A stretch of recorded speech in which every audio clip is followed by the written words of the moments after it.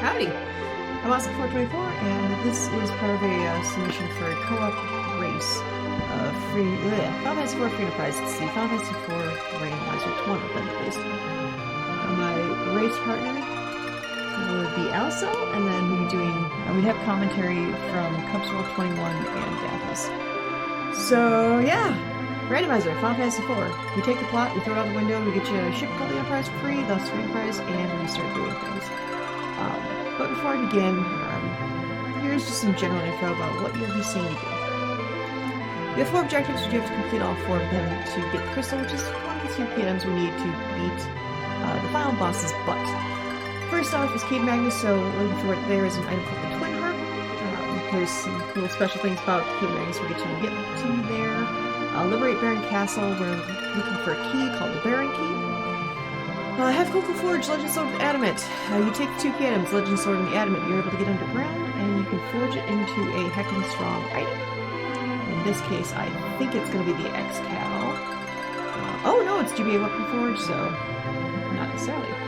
Last time you trade away the Rat Tail. The Rat Tail is you use the hook to take the Rat Tail to a specific cave. You trade it in. You can get a key item, or you can get some other good item. And yeah, we have to do all 4 of those things, and then we're able to beat the final boss's butt. So we're going to look at the flags really quickly, so you can kind of see what's going on here.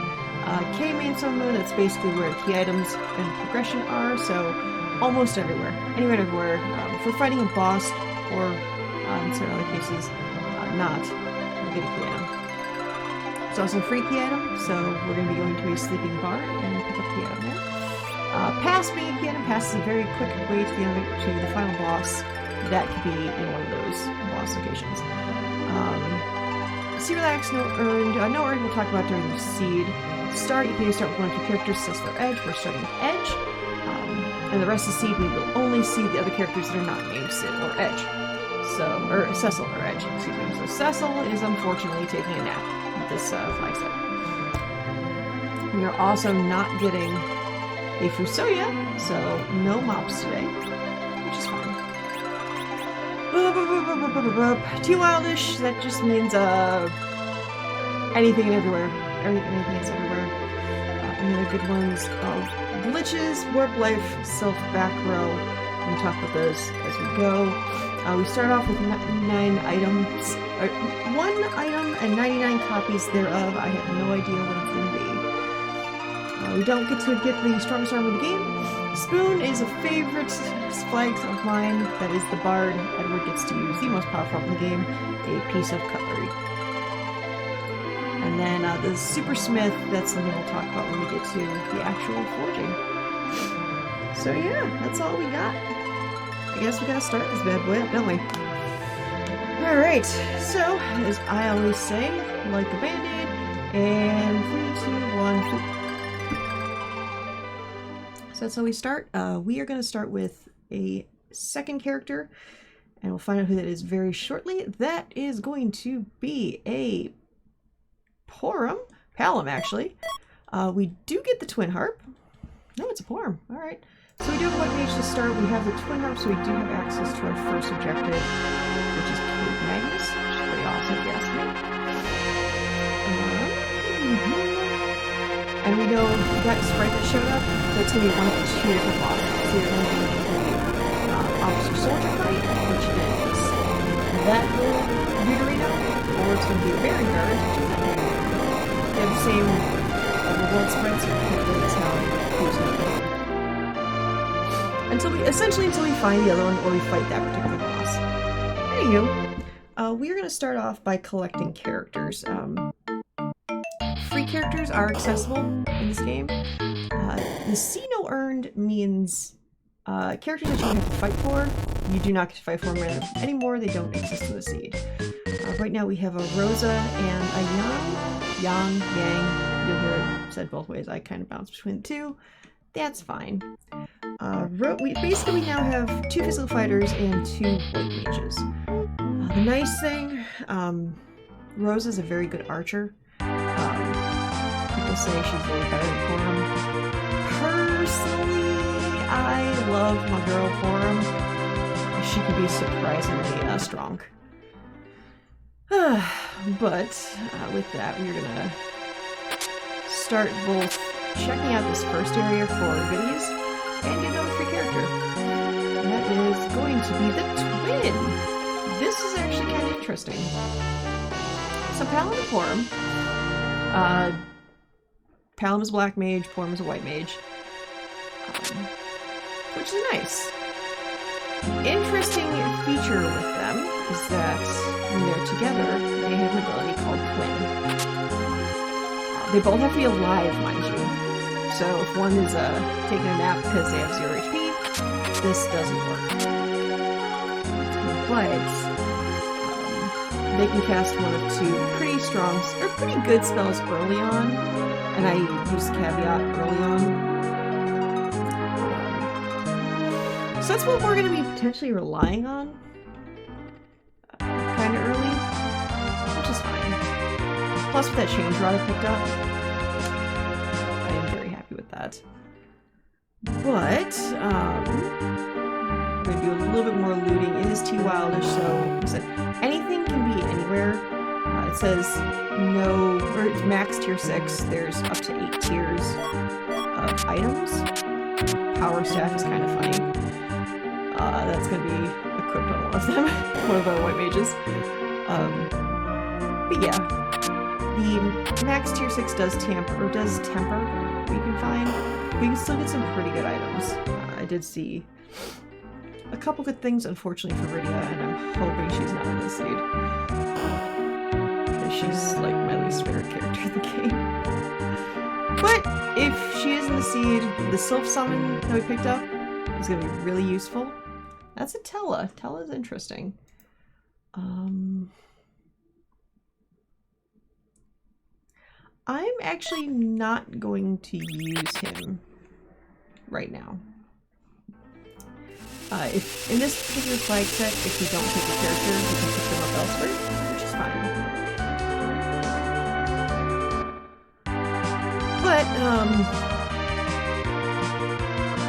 yeah, I think we'll pick them up potentially elsewhere. We're gonna go to... yeah, let's go here, Victoria. Let's see your shows. So I mentioned we get a freaky item, or a freaky item check. That is in Toria Castle, there's going to be a sleeping bard. This sleeping bard. He might give us a key item, and that is the hook. So, the hook is an interesting item. That does mean we have underground access. That also means we are ready to turn into Rat Tail when we get it. Which is good to know. Alright. 1, 2, 3, 4, 6. Actually, that is 6 of the 7 free characters. Let's, actually, you know what?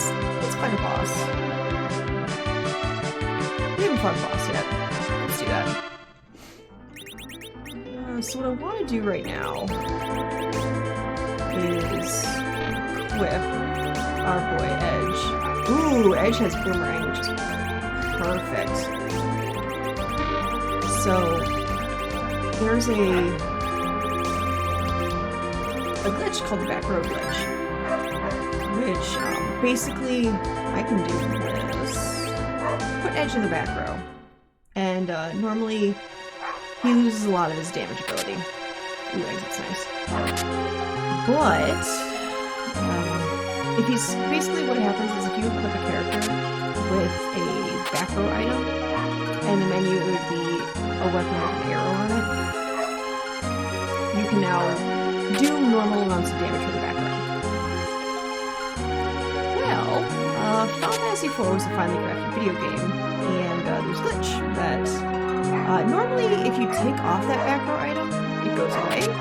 Also, I have to do the obligatory shout out to the card administration chest because no one has checked that since card administration. Moving on. You're supposed to lose that back row power if you take off the key item.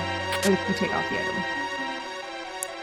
Well, that's not really the case. You can take off that item and still retain it, which is fantastic. Ooh, Artemis Bow just made things interesting. So, what we're going to do is we're going to make Archer Rosa. Give you a silver staff. Give you... Okay. Give you a change rod.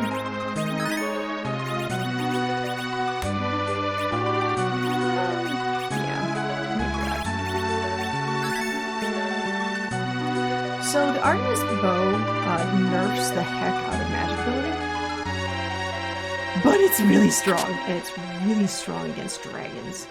So we're gonna hold on to that bow. It also makes it, I think, a little faster. I can check the in-game goodies for that goodness. Ooh, a sparkle. So the sparkle is going to be alright. I'm fine with that.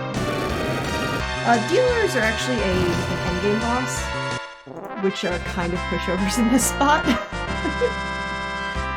fine with that fact. But they're weak to holy spells, they're weak to dragon type things, and they're also weak to fire. And that is another acquired key item. That's the Legend Sword. That is one half of what we need to use the Purple Forge. Alright. So the fun part about randomizers is trying to figure out what you're going to do as you're going through. I'm going to be very cheeky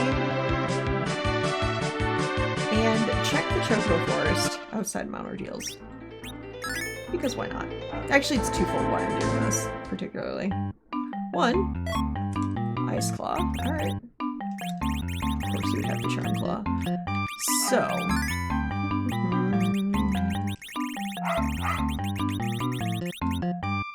What I'm doing right now is I am actually taking. Taking form to heal up everyone just a little bit. And yeah, she's lost a lot of MP, but what's nice, this Chocobo Force has a white Chocobo, which allows you to recover MP. That way, I essentially get a free heal without trying. It's nice to have. Alright, we have seen 6 characters.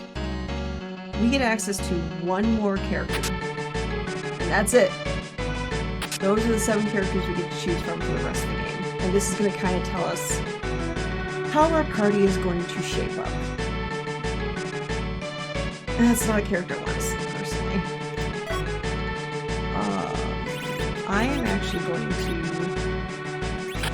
swap out Sid and Yang. And the reason I'm doing so is the potential for us to slingshot that Yang later on. Because Sid and Yang are both very level dependent. Let me do that. Fantastic. Alright.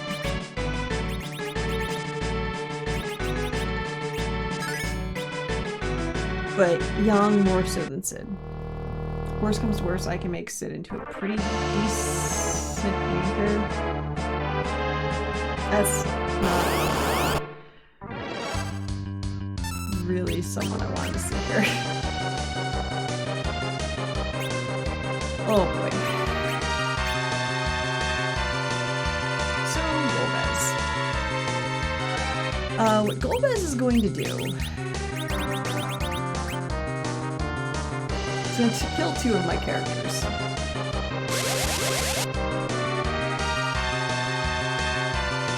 And I'm going to have to hope that I can kill him before he kills the other 2. Now, if either Rosa or are alive,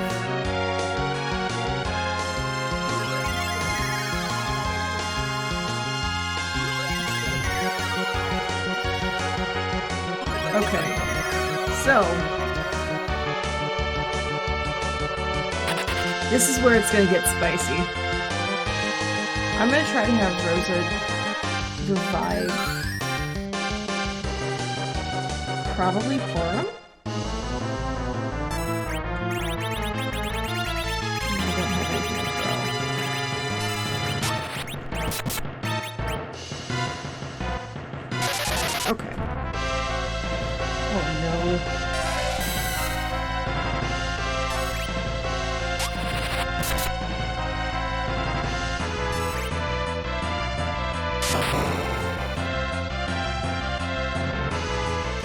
what happens when the downside of Artemis bows, or Artemis arrows. Her life is not great. So, we're gonna come back to that later.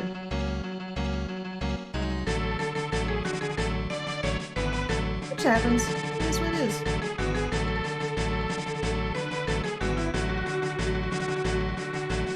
So instead, we are gonna go to probably Fabul. Unfortunately, this means we have to do what I kind of eschew doing frequently, which is shop. Because life potions will be very important, so will Star Veils. Star Veils will essentially make that fight free. So... But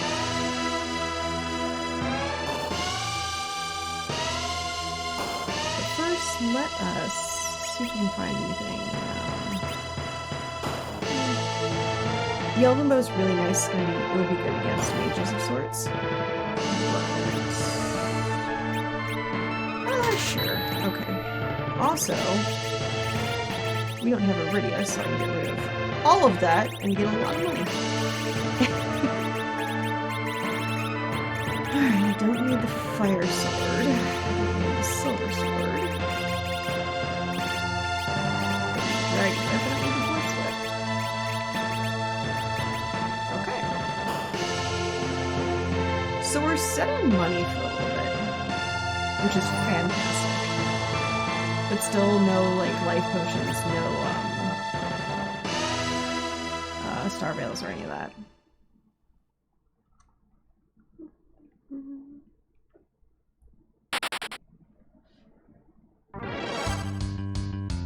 Alright, CPU. That's not bad.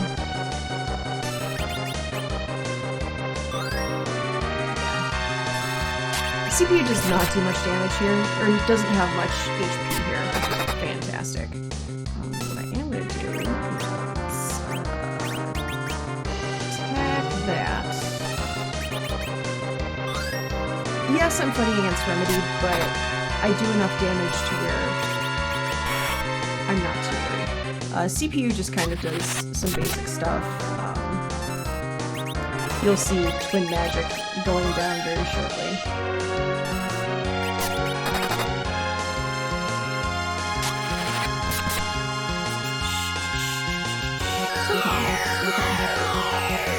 Comet's actually a really good one.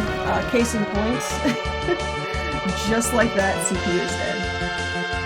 It takes him a little bit longer to cast it, which is kind of annoying, but it is what it is. Palom getting these tier 2 spells is really nice. It definitely opens up some goodies moving forward. But let's see what item we get. Zeus Gauntlet. That is not a key item. However, it is a very strong gauntlet that it's just going to be equipping.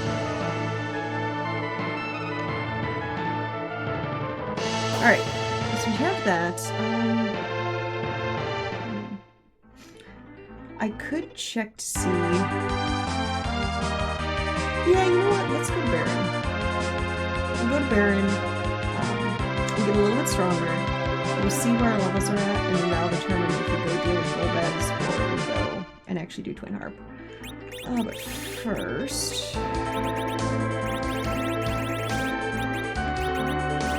make him super strong. And here's actually we get to see the first look at Sino Earned.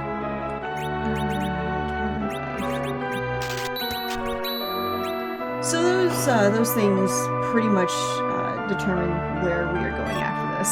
We are going to be fighting Golbez.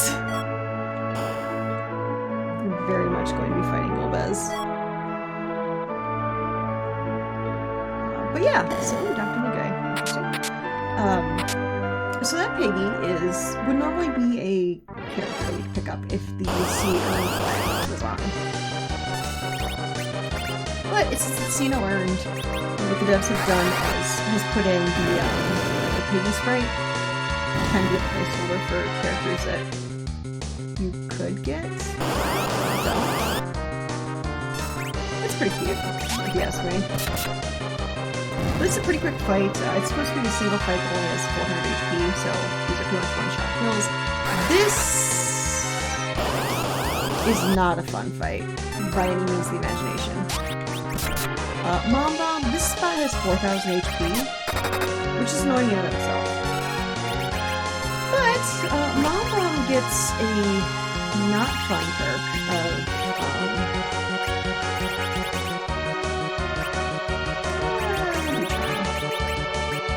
getting a bunch extra HP, annoyingly, and it hits pretty hard. So, and plus you saw, we tried to do Twin, it failed, and that's just because, well, Captain is dead. So we're gonna try reviving him. Now we're gonna have to revive Rosa as well, because she's doing a good amount of damage here. Which is fine. So what we're gonna do is length 1 with Rosa with Forum. I'm gonna bluff up Pound in hopes that he doesn't get hit. Because that's gonna increase his magic power.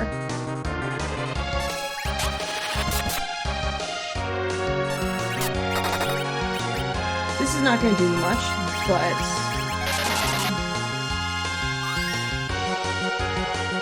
I'm going to have a little bit more substance to them.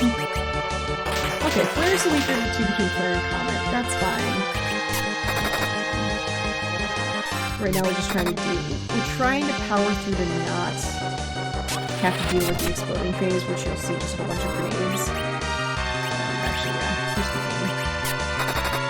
Whenever damage dealers do damage, we're gonna have Torum heal up Callum.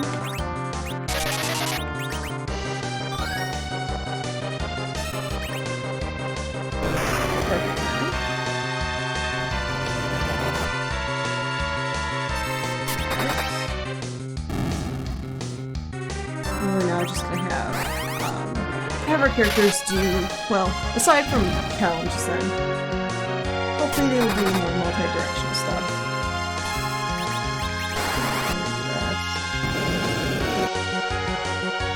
Perfect. Alright. So, got through that. Hopefully we get a key item? That's not a key item, but that is a second. Full moon's actually pretty nice. It is a second full moon for Edge, which I'll take it. But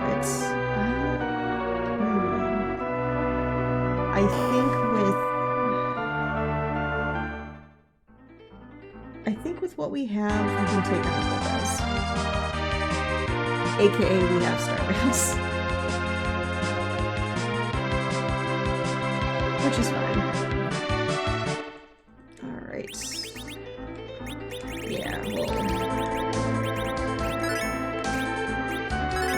do that. We will take on Golbez round 2, Electric Boogaloo, run it back, all that goodness.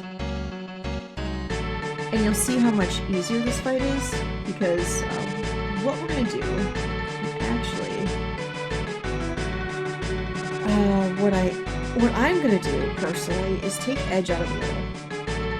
Now, there is a very lengthy explanation for why I'd be doing this. Why I'm taking Edge out and putting in Sid. It's basically agility manipulation. There's relative agility, there's a whole bunch of other razzmatazz. But that's what it is. I would fight him here, or I would start attacking him here, but it literally does nothing.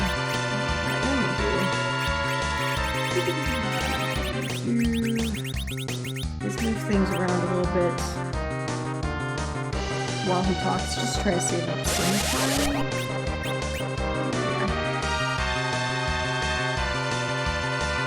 But what I'm doing by putting Sid in the middle is I'm trying to make other characters faster, relatively, thus relative agility. Edge is a speedy boy, and in most cases you want him, or a fast character on the overworld, to be the middle character. Okay.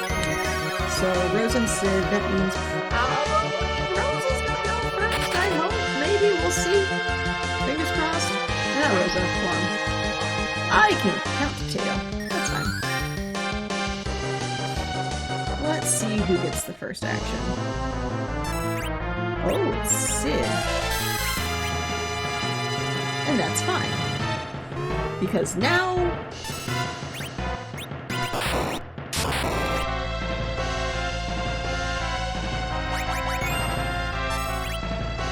here's what's interesting. Of course he would target her.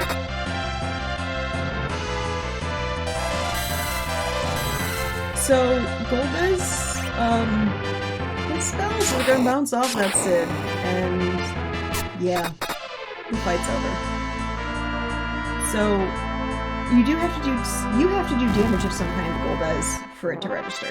Otherwise, it's no bueno. Doesn't work. We are going to save our game.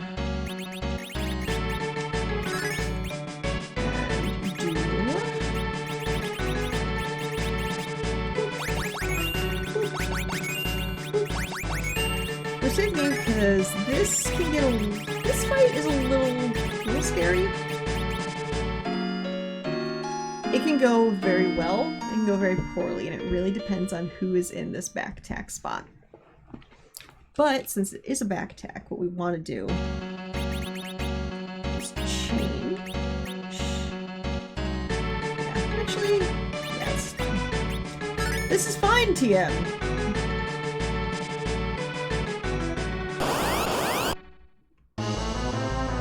That is cute. And exactly who we did not want to see there.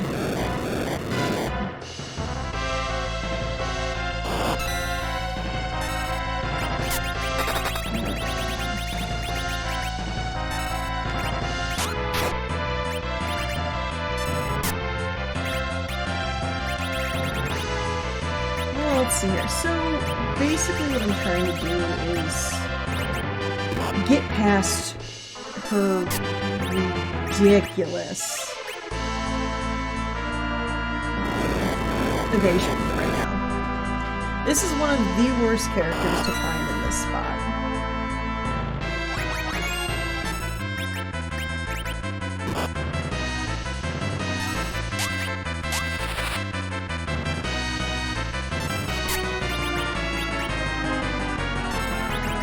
Like our twin magic, useless.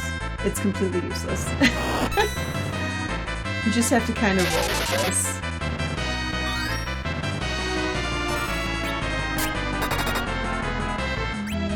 I could try to bluff this. And actually, her attacking Sid is fantastic. Just because Sid's HP pool is so massive. I do want to see her just constantly attack Sid.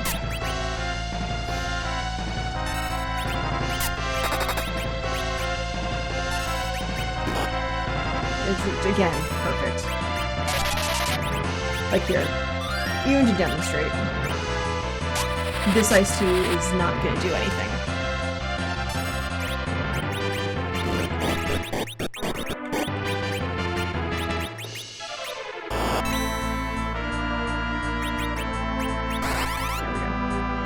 See? So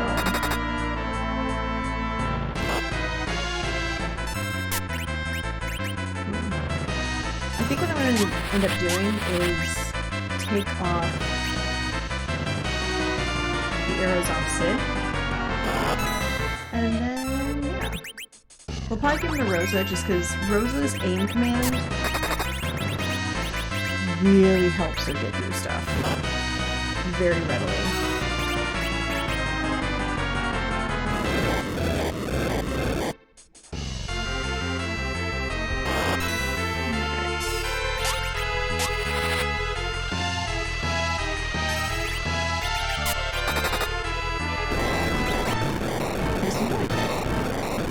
Like, you'll notice out of all the characters, she didn't miss. There's a trick, there's a glitch where if you put her in the L slot, then the aim command doesn't work. It actually overflows and technical jargon, blah, blah, blah, blah. Doesn't work. Point of matters, doesn't work. Excuse me. But, that's out of the way. We are saving our game after that one. Let's real talk this. Let's actually put you... I don't have anything for you. Huh. That's fine. We're still going to give you more charm arrows. You're a white-ish mage? White mage adjacent? I think that's what we're calling it. But now we get to go to Mount Ordeals, and we can see the next boss. This one's going to be... should be significantly easier. We get to see the key item.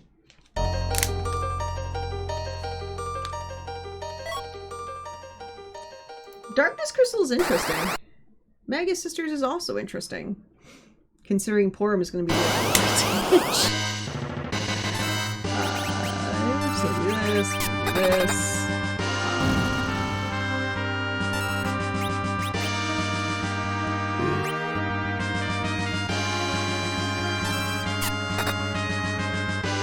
Not as much as I would have hoped. Especially because that flame is going to... Oh, it doesn't. Fantastic. Even better. I wasn't sure if flame was going to bounce off or not. But Darkness Crystal does give us Z access. It's the longer of the two. It also opens up all of those moon boss checks. So that's pretty interesting. That is very interesting. So what we are going to do...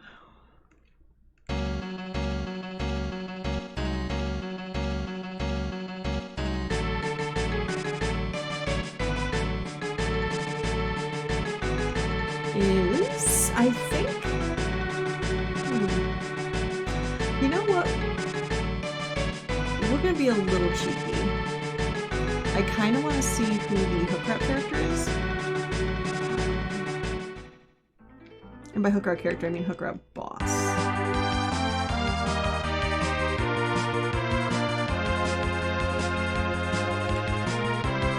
So, we're going to pick up...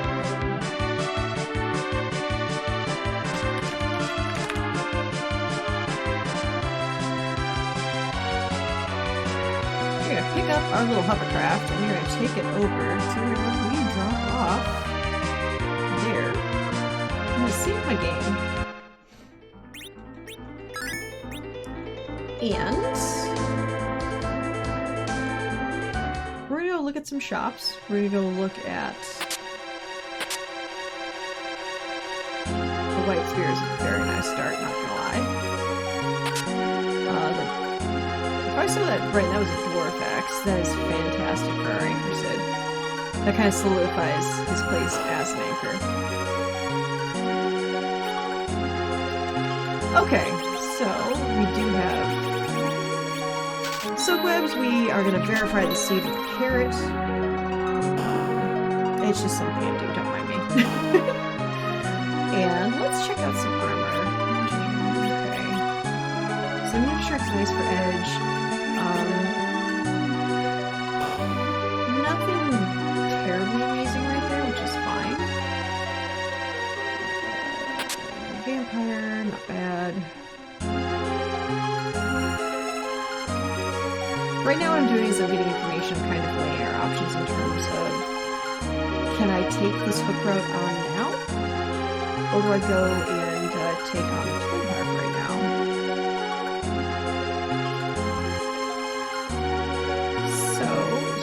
Says, ooh.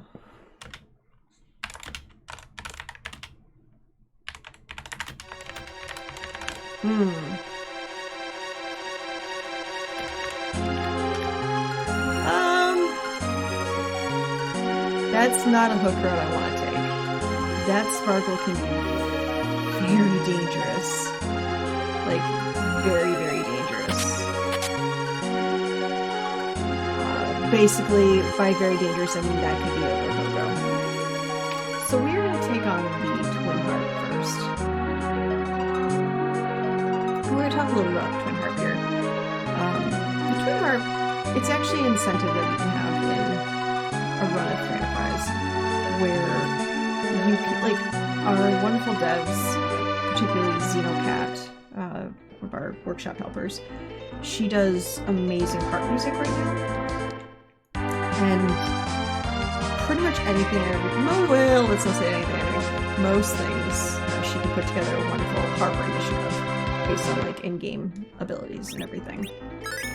What we can do is we can make it, we can do like a bid war of something fast versus something chill, or something Mario versus something Sonic, however you want. Whatever works, really.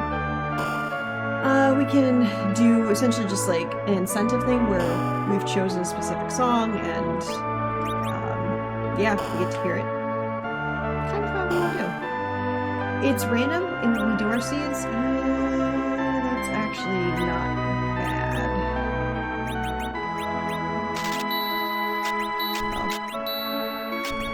So that just became our throwable weapon. Long swords, and by that definition, we're going to get...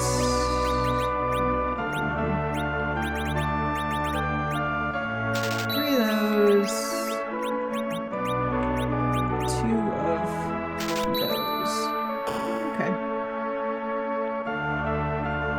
Good shopping junket. Equip our characters.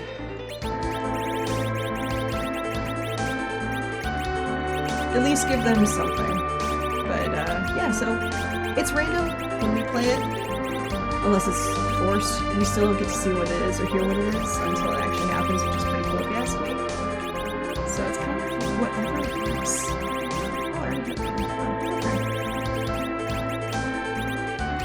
Alright, so what I'm going to do is a little bit of moving around things right now. The sound staff is nice to have. The white spear. Long sword. Oh, it's ogre axe. Okay, that's fine.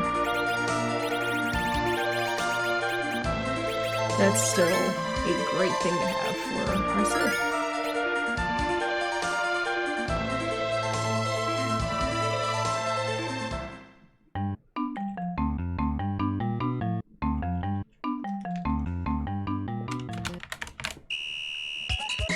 Alright.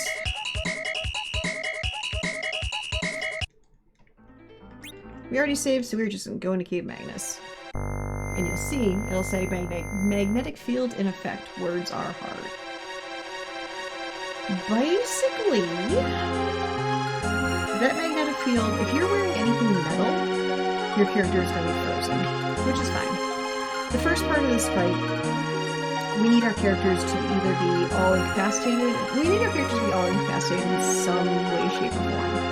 Whether it's they're all frozen spots, they're turned to stone, they've swooned, aka, you know, let's take that. Yeah, sure, fine. They're out of HP, whatever. Also, I love this chest. Zeus Rager. Cannot so high. So, yeah. This is not the actual fight. You can see Sid right now is the only one that's, well, can't do anything. But eventually Dark Elf will use a whole bunch of spells, and you'll either say defeated or just we can't.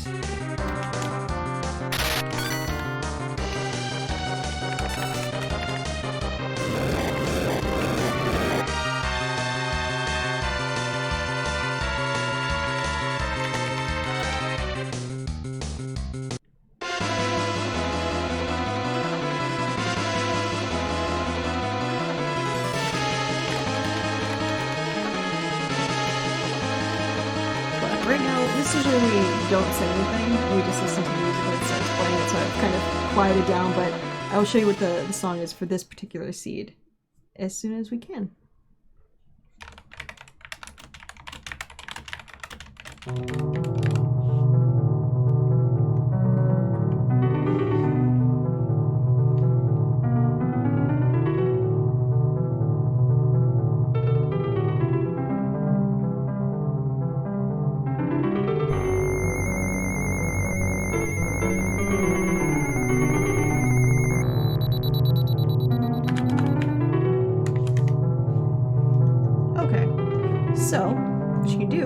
this harp. It had Streets of Desolation from Batman. This was actually done by Colin Lambie, so it's actually a really early song, which is pretty cool. Ooh, see, here. Which one? This is Ruby. So, what I want to see is leg. So when I see leg, I can hopefully cast those 2 at a time. We'll see. Usually, yeah. I don't know if I'll be able to cast Ice 2 in time. Let's find out. No, not Rosa! Fluff! Rude. So rude. Oh well.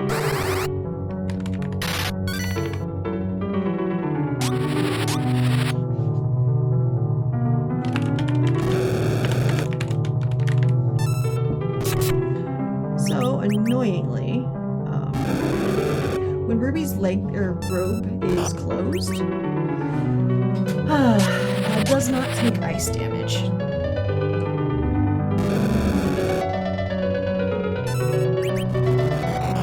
Which is fine. Not that so great. This should be over soon. Hopefully. We'll see.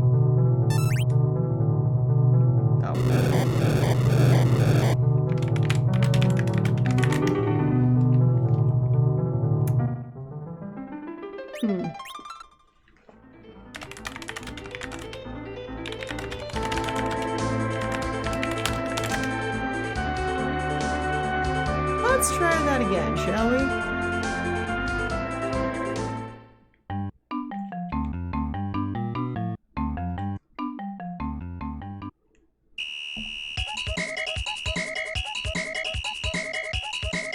Maybe get a little bit better RNG.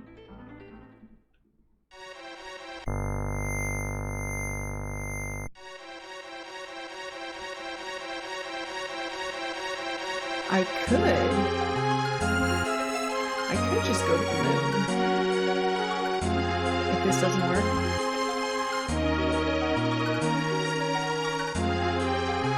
We'll see. Oh, but yeah, this one is kind of a weird spot because it's very, like, magic heavy? Or magic defense heavy. So I'm wondering, let's see, if Callum isn't going to get off the Ice 2 in time. In that case, I might turn Torm into a heal bot and call it even there.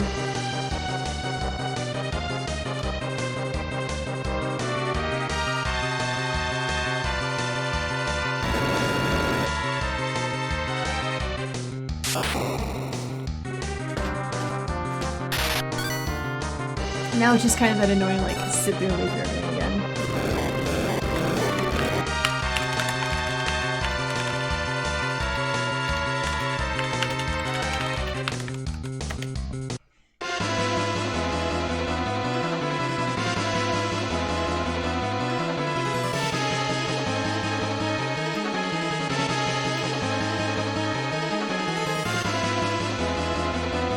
But on the bright side, you do get 2 enemies again, which is pretty awesome.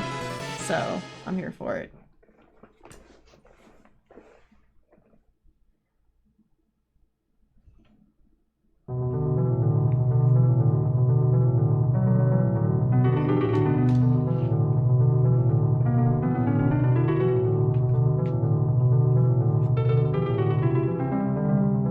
Alright. I might actually lower the battle speed to 2. Battle speed, it's quite literally how fast, like, the invisible ticks in the race actually trigger. Let's see here. It goes anywhere from 1 to 6. We've been at 1 this whole time. I'm going to drop it to 3, see if that makes a difference. I should knock on table, be able to get Ice 2 off. Possibly. That's a big possibly. We'll see.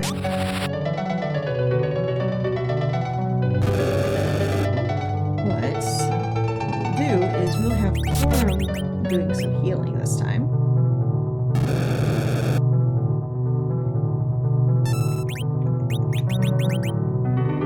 Hopefully that gets off before the leg disappears. And then, yeah. Okay. Honestly, Ruby casting Glare on Sid is perfect. Legit perfect.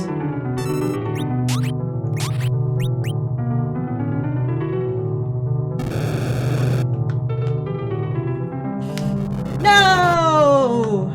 Oh well, that's fine.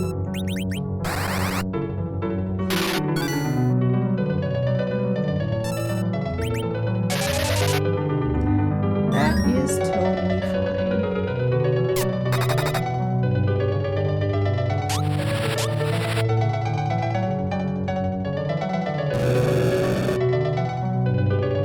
Now it's just kind of a low-key damage race, which I'm fine with.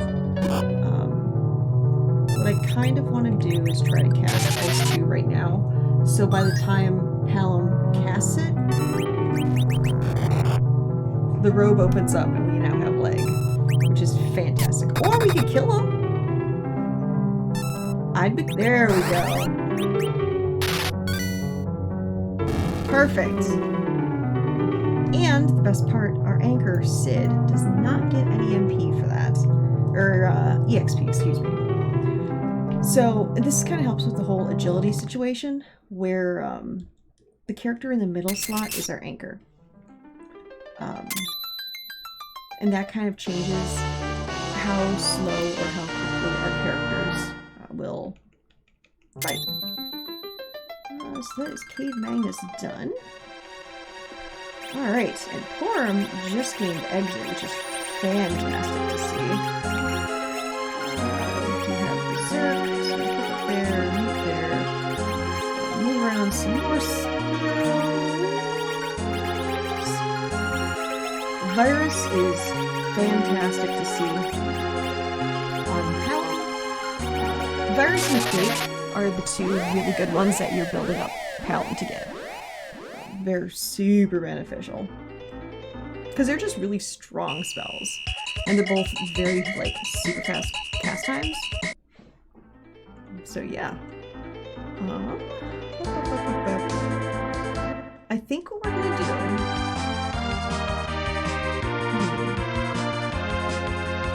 is actually be really cheeky. I'm gonna go to the moon. You could go underground. But... I do want to see what's on the moon. Now, moon plays are very scary. Well, moon, and then you have access to the giant as well. With the moon, this is the end game. The giant and the moon are the end game, collectively end game. So all the bosses there are going to be really, really, really high in HP. And potentially really, really devastating. However, if you can come across like a free fight, relatively free fight, you can get a lot of XP really fast and really cheaply. There's also there's a character, actually we do have him, we have Tella.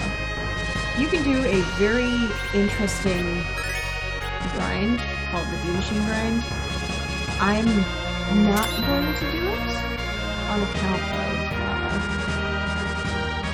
kind of like a gentleman's agreement to not do it. It can be a little tedious, and it's not really enjoyable to watch from a marathon standpoint. In races, it's a very effective strategy to level up, but it takes a while. So we're going to try to avoid doing a D-Money grind. Bacchus are nice to have, for sure. Bacchus, the wine, you can cast Berserk on your characters. So, like, Edge, Sid, Rosa right now, while she's doing, like, archer things. Those are the characters that we want to use that on. But first... we are going to heal, and take a free heal, on the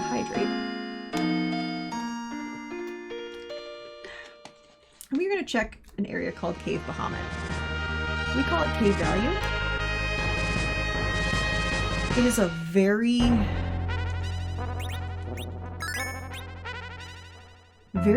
physically strong spot, but also very weak from a magic standpoint. So it could be a really like good place to get XP, or it could be a really bad spot to get XP. Plus, you actually get the boss early.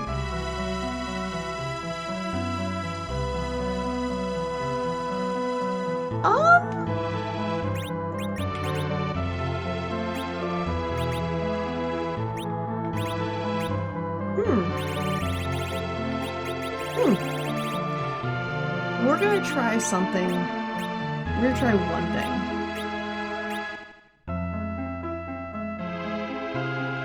Because Odin here is a very interesting prospect.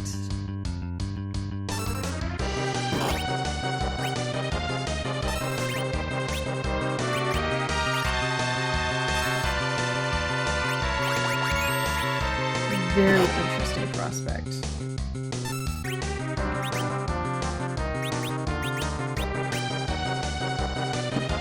I don't know why I just cast that on Rosa when she was already alive, but here we are. Because you remember when I said that this is a very magically poor spot? I'm curious how magically poor this is. Okay. Still just a little too much for our characters, which is fine. Normally that, like, there are areas where that can do, wow, like 3,000–4,000 points of damage per character. If it's a really magic, like, and even higher if it's a really magically intense spot.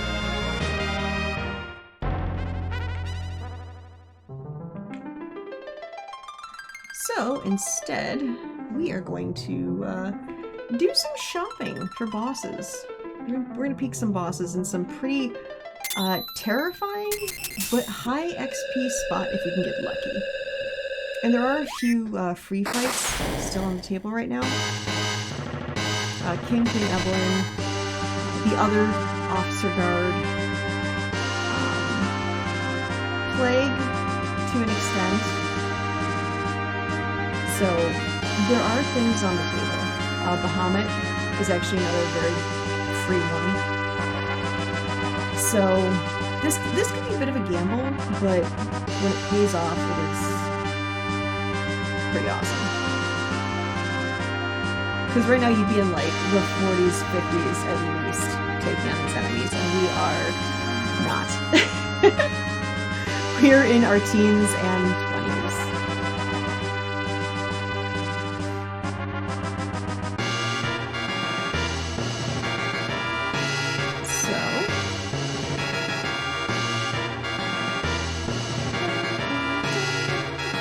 Now, there's two line sets for the LST of the subterranean. Top down and bottom up. There's multiple boss spots that you can check, and the question is, do you want to start from the top at the beginning of the LST and work your way down? Or do you want to go what I'm doing, which is bottom up? Basically, I go to the very, or near the bottom of the area, and work my way back up. Here, you can see what we have. This is, okay, Mylon Z is not bad.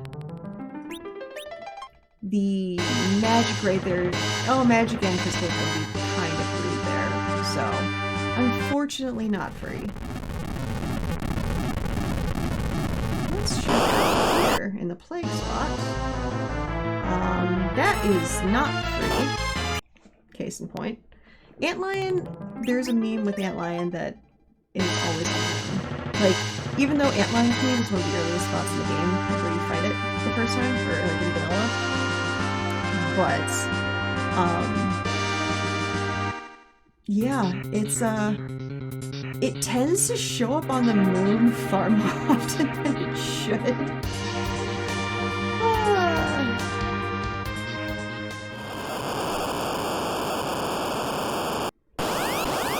was a delay. Okay. So,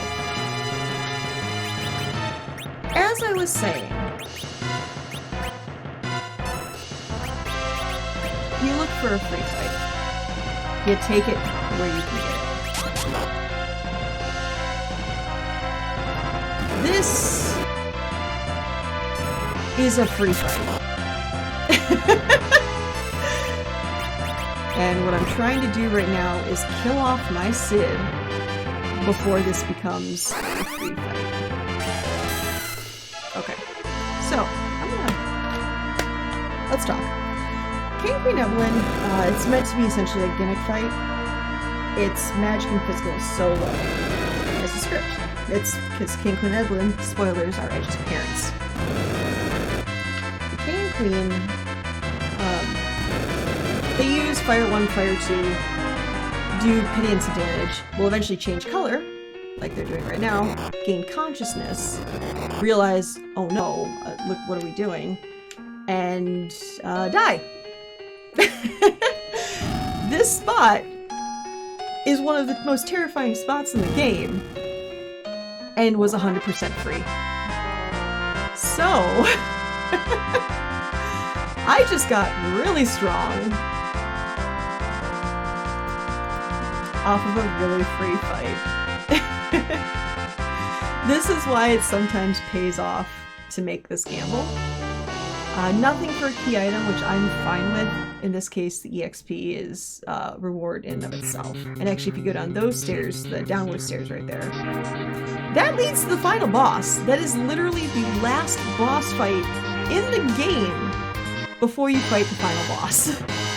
So, I'll take that 100%. We'll see if we can spike any other really good.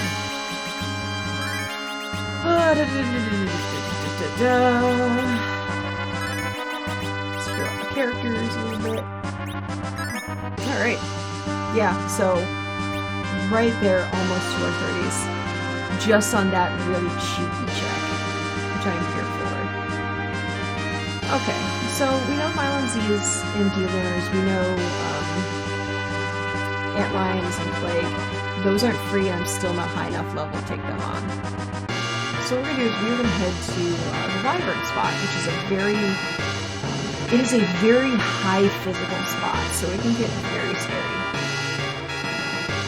But if it pays off, then we can get some more free XP, which I am 100% here for.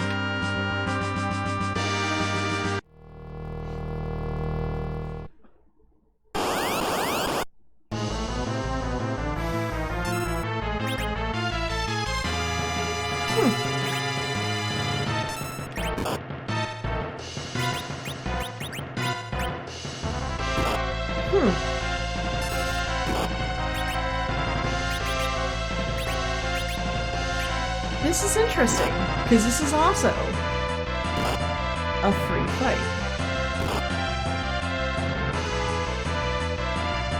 If this connects, which it did not. So, we have to be a little careful. I do have a light spear, but...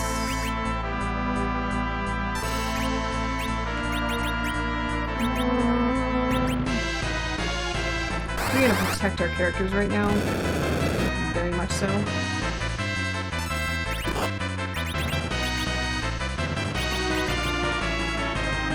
Oh, we do have a fight. That's awesome!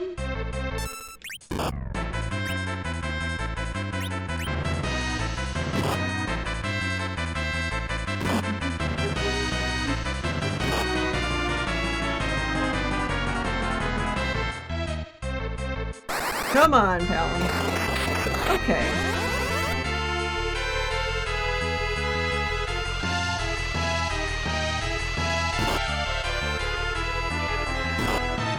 Unfortunately, I need my characters alive. So, you'll notice that the 3 characters in the back turned into toads. There's a reason for that. There's something called the boss bit. and that determines whether or not a character is the game considers it a boss or not. In this situation, only half of Calbrunna are considered bosses. Hopefully. Didn't really want to use that, but here we are. The orange dolls, the Brennas, are considered bosses, yet the blue dolls, the cows, are not. So that's why when casting Toad, half of them turn to toads and half of them don't.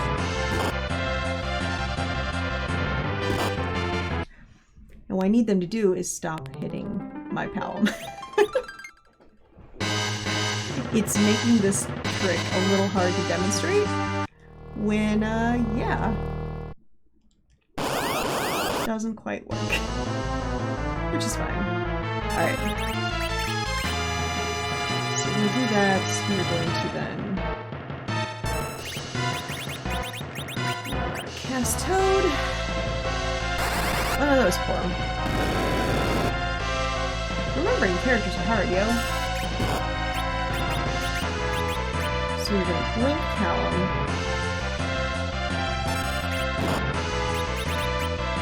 We're gonna blink Rosa.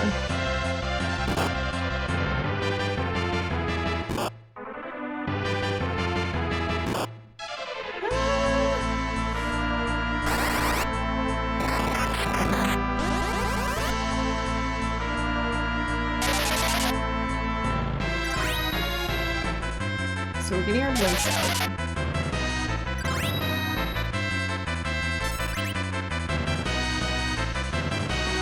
And this is where it gets it's gonna be a little scary.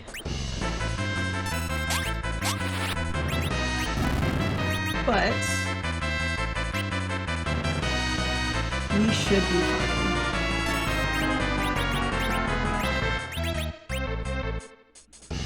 I say should as Palom loses Blink. Which now makes things very scary.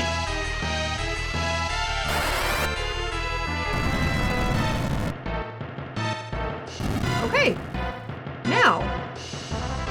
Now this is officially free. What's going to happen with Calbrunna is if you defeat all the cows or all the Brennas, eventually it's going to try to transform into Calbrunna. Can't. The thing is, it's going to keep trying. But Toad blocks that effect. So what I'm doing right now is swinging this around to pull a little bit more XP by doing what's called the life glitch. And basically, it's 2 for the price of 1 in terms of getting XP from that specific character, or that specific enemy. It doesn't work on all of them, but when it works, it definitely helps. So we get a few more levels. We have Cure 3, which is fantastic to see. And we have a rat tail, which is actually fantastic to see, because that actually opens up our second objective, which is trailing the rat tail.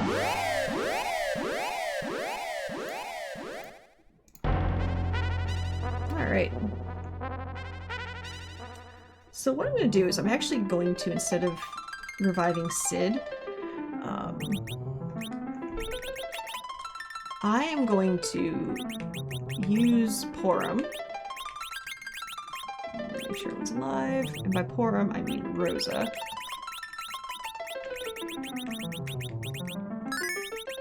To heal everybody. And then the little, like, pedestal I'm in front of, that gives all your MP back if you step on it. That way, it kind of works like a tent cabin hybrid. And we're going back outside, we're healing, and then we are going to the last boss spot that we know of. that we haven't gone to yet, and that's the Pale Dim Altar. When you go top down, you head here first. And yeah, that's where we're going. Pale Dim spot is... It's not bad. I'd say more annoying than anything, but it's tolerable.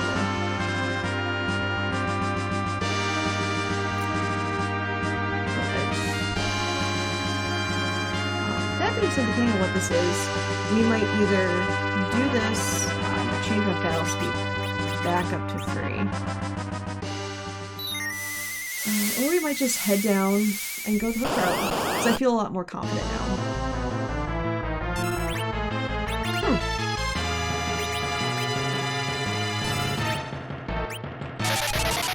Octomam is interesting! Case in point.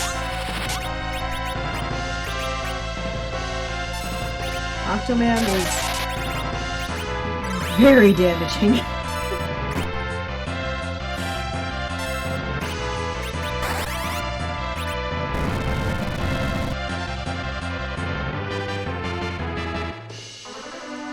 But it's doable if I can get Rosa blinked up.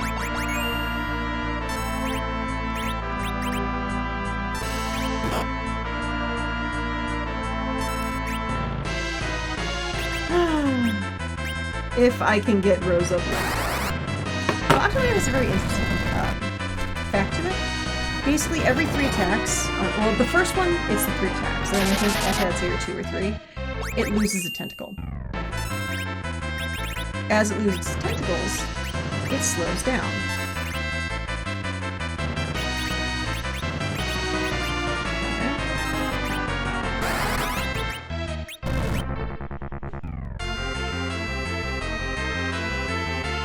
So what I'm doing right now is protecting my white mages.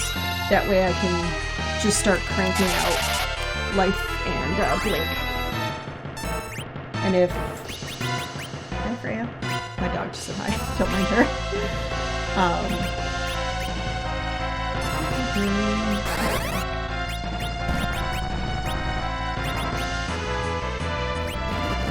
So you can see who's another one, but basically I try to crank out lives, crank out blinks. I'm gonna protect Palom with a blink, because right now Palom is only a damage dealer.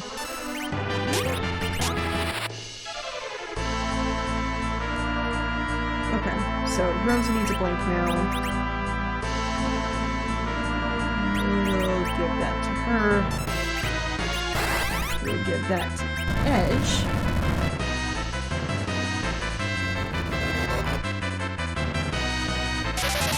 And honestly, from here on out, it should be pretty straightforward. It is just a matter of reapplying blinks when I need to.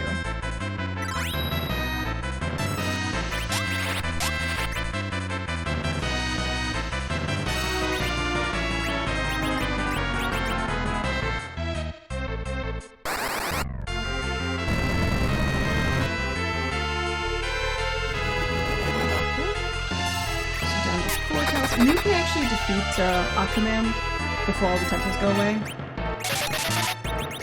It's just one of those things. Actually, what I'm gonna do is get some free healing.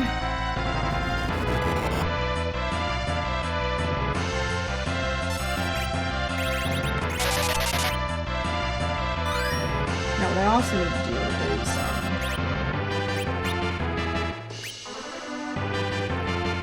with that cast, Palom is up MP, so I'm gonna have to use an ether on him so he can start like casting stuff again. Particularly that ether. We'll wait till it goes through, the game's like, oh yeah, fine, cool, you have MP now. We go back to casting quick. Now Octomam is weak to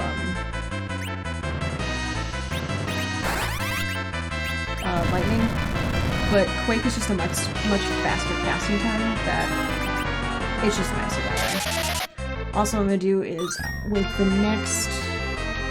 There we go. I'm gonna Berserk Edge just so he's faster. He's gonna do a little bit more damage, not a whole lot, but it should help. This is a case where every little bit is going to help, for sure.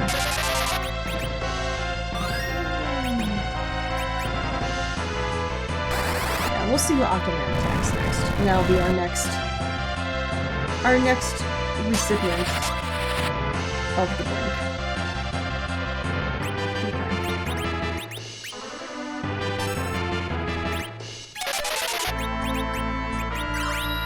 So do that. And yeah, Edge is completely off doing his own thing. He's not listening to us anymore, and that's totally fine.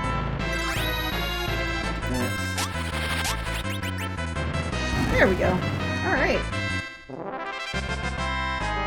So again, more XP. Fine by me. And we have 2 of the 3 tier 3 spells, which is fantastic for our paladin. And ooh, the pan is an interesting item. It actually unlocks multiple checks. It's all based in the underground and Sylph Cave and Fabool Castle. So with that, we're going to heal, and then we're going to go back to Earth. We're going to turn in the rat tail, see what it provides. Hopefully it's the magma key, which would be really funny if it was, because there are 2 different ways to go underground.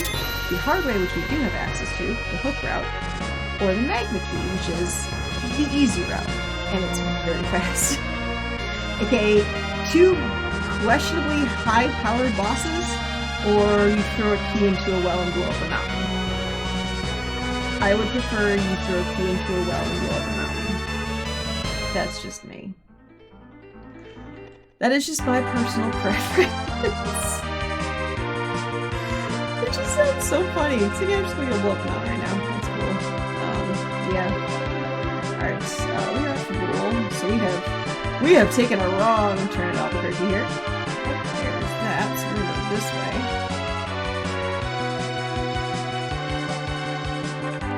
We'll grab this, we're gonna head upwards, and then we're gonna get our second objective done with turning in the rat tail.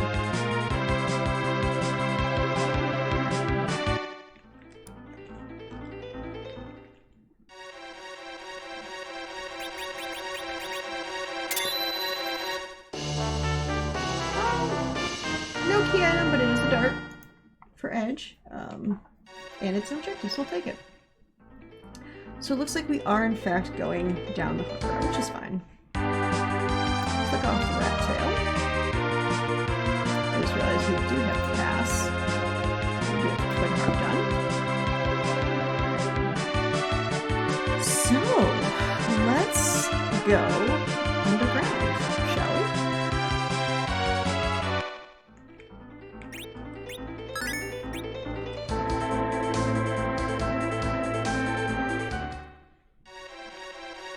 Now, there are 2 bosses on the hook route. The first one has like 8,000, 9,000 HP, something like that. And it's pretty spicy fast.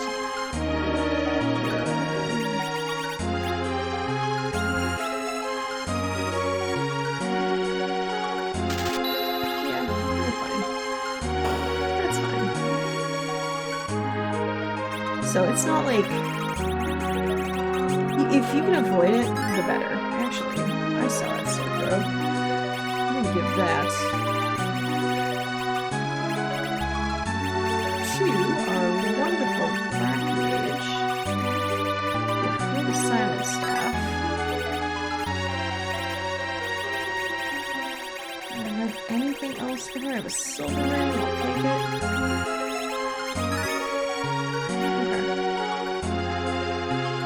So yeah, it's like 8,000-9,000 HP. It can get kind of spicy, but with the spell arsenal that Paladin has right now, I'm really not worried anymore. The Sparkle, on the other hand, can be a little concerning. So we haven't seen any of the other Sparkles. So it could be Ogopogo, it could be Plague, it could be Hail Damage. I do not believe it can be Wyvern. No, it can't be Wyvern. Just with how some of our rules apply. Of course, it's monsters.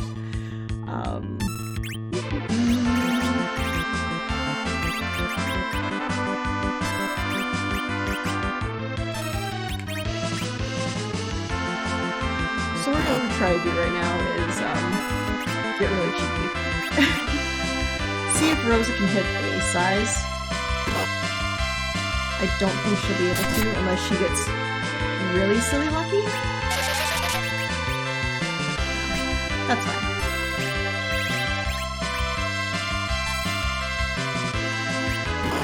But basically what I'm trying to do is make these big, scary, honking ogres into really tiny, not very intimidating things.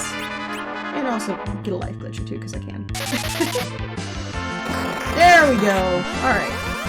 So, baby ogre time. They're very high magic defense, this isn't going to do much. This just became pretty much free. Which I'm on board with. They lose a lot of their like physical defense, which is fantastic. I'm 5% here for. And they really can't do anything for like damage. Which is great. But what I'm gonna do now is actually I'm going to kill Sid. I love you, Sid, but again, I need specific characters to get this XP. And I know you're doing a good amount of damage right now, but I appreciate your service.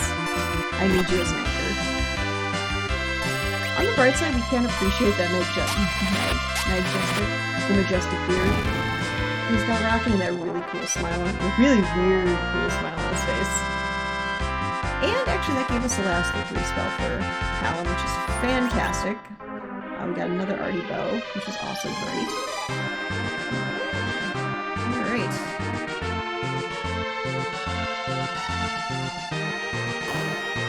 And now it's just we walk. We're walking to the boss fights. Now, there's certain bosses you really don't want to see in certain locations. It is what it is. Like, Evil Wall in this first spot would be really heckin' rude. Overpogo can also buy in, but at the same time, with our levels, it makes things a lot easier. So yeah. Alright, so I'm going to shift some things around.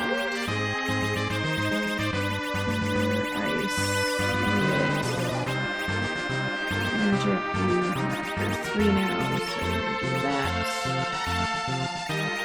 Rosa, you are good. Okay. Let's see how good fighting is. Well, fighting us first. Oh! So this is going to be Mylon and Friends. The reason we know that is we know where Mylon Z is. Mylon Z is on the menu. We're going to do something kind of cheeky. This is called Those Are Zombies. Zombies don't like healing spells. Plain and simple. I'm going to cast Berserk on Edge. And try to end this fight fairly quickly. Yeah, Mylon isn't going to do much for damage.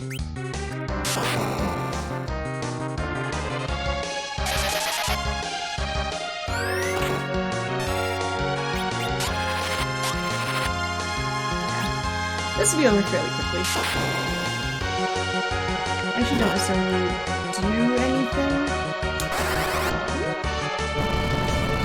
I'm not too worried about Form dying right there, on account of this fight does not give XP. It just doesn't. The second fight does.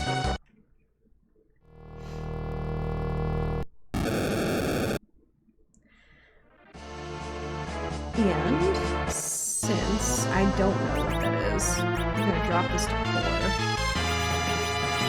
Switch you around. And go.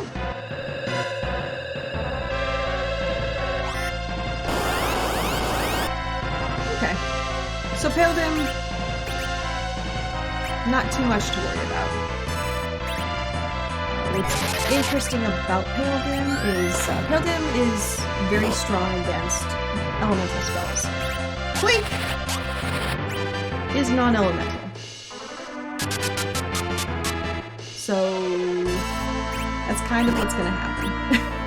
We're going to be casting a lot of Quake.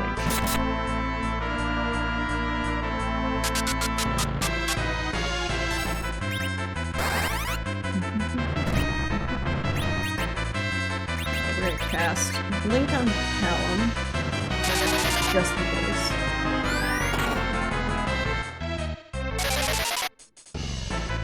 Because this is about 20-some in damage.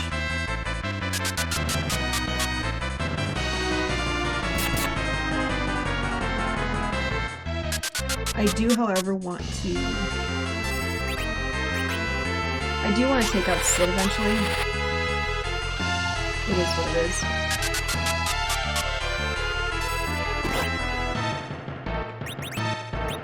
I also need to protect my edge. Without question, protect my edge.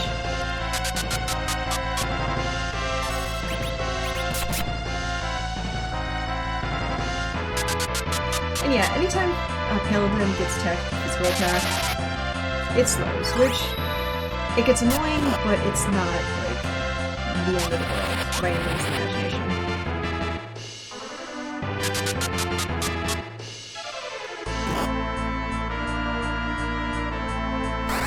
Also, I really appreciate Paladin helping me take out that Sid as quickly as possible.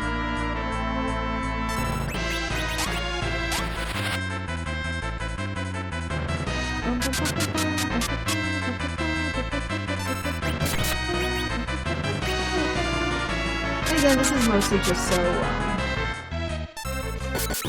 Sid doesn't get XP.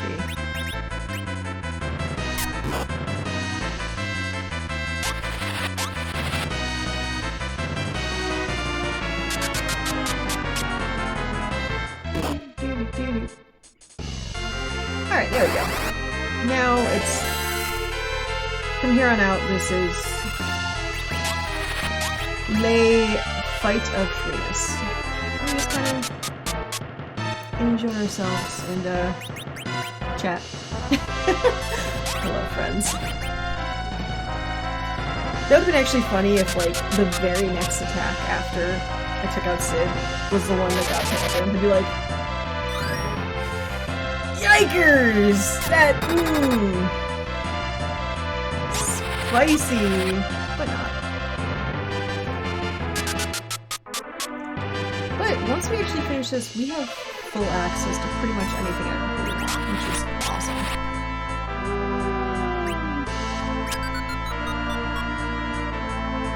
Yeah. There's not, like...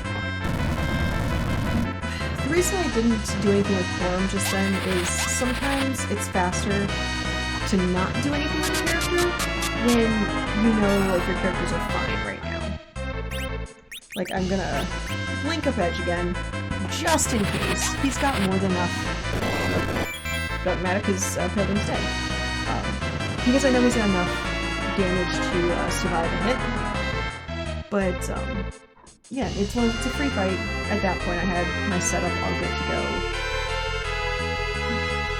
Why take the extra time to do, like, an ability or something when you really don't have to at that point?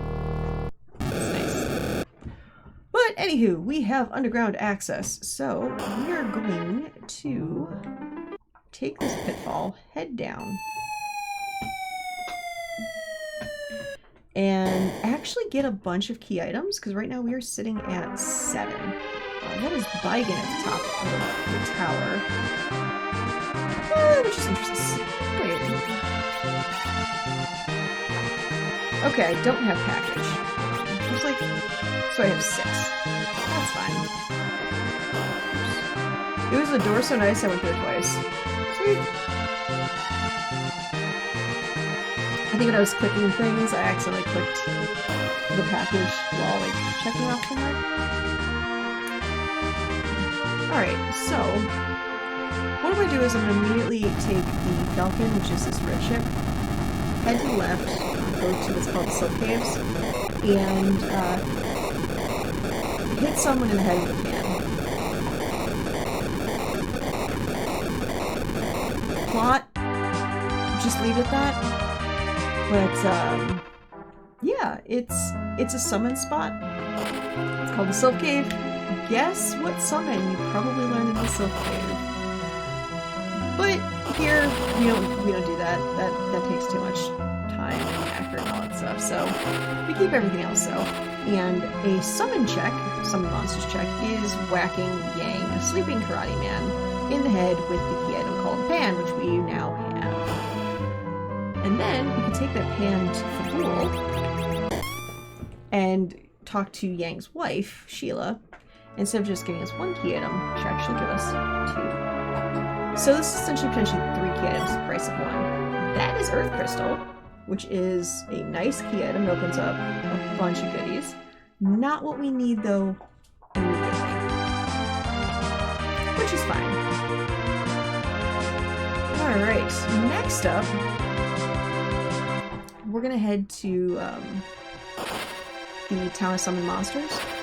There is a potential free key item, the Feymarch freebie, as we call it, because the town's called Feymarch, and 2 boss spots, the Leviathan spot on the left and the Ashura spot on the right.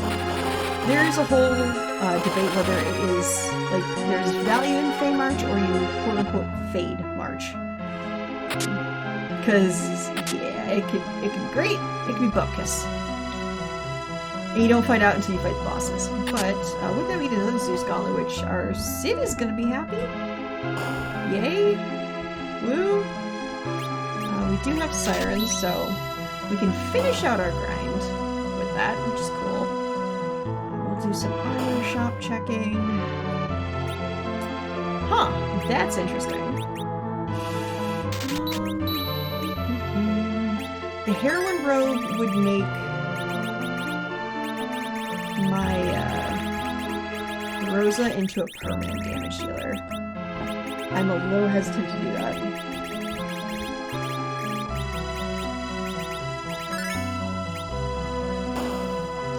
We'll see though. We'll see what items await us in the Feymarch weapon shop though.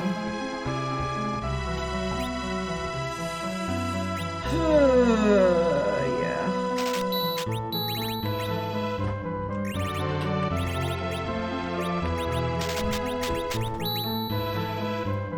Things I didn't want to see. Those Sammy bows. Or those Sammy arrows. Alright.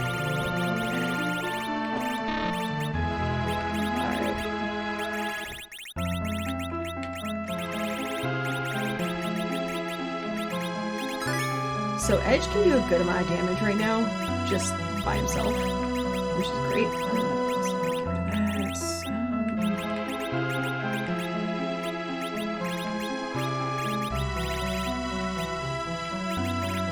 So get rid of that. Just getting rid of a few things that I just don't need anymore.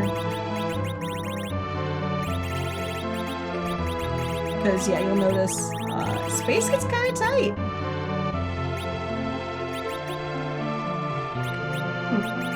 I forgot you can't dart long swords. I was wondering why things were not going so cheekily. Huh. Oh well. So it's just gonna be a physical damage dealer then.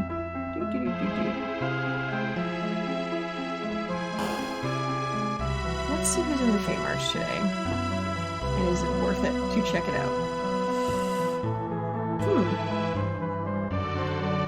The left one, that is Dark Knight Cecil. And no. No, it's not worth it right now. Not even slightly. The other one is Elements of Astrea.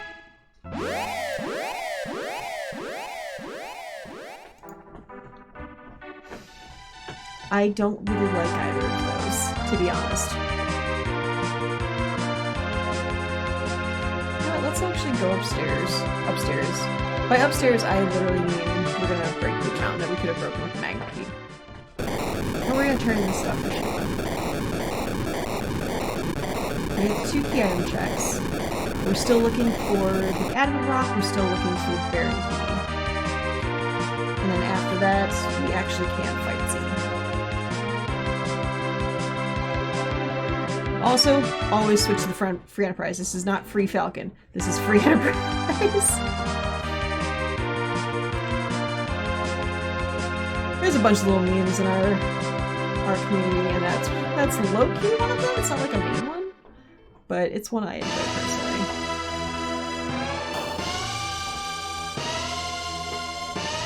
Alright. So, Sheila, if you go underground and you say hi to her sleeping husband, you can get the Sheila 1 check, which is this one. If you have the pen and use it on her sleeping husband, you get Sheila 2. Sheila 1 gives us the Luca key, which is a key item. And Sheila 2 gives us Buckus. Gives us a really nice dart, which I'm fine with, but not necessarily what we're looking for right now. Which is fine. 1, 4, 8. That is 8 key items. Now, I'm keeping a close eye on that. Off the record, even though 9 things are lit up right now, the pass is not counted as a key item. Basically, you know what? We're gonna go here. So, yeah. When you hit 10 key items, there is bonus XP applied. Basically, speed things up a little bit. And you double your XP gain, which is great. It makes grinding a lot faster. And that's kind of what I'm holding out for. I do have those sirens to finish my grind on our mages, Rosa, Palom, and Forum. Specifically Palom, so Palom can get the spell Nuke. It would be nice to have 10 key items, because 64,000 HP is a lot faster than 32,000 HP if I... At this point I can also go back to the moon and do gold dragons, but I don't think that's incredibly viable.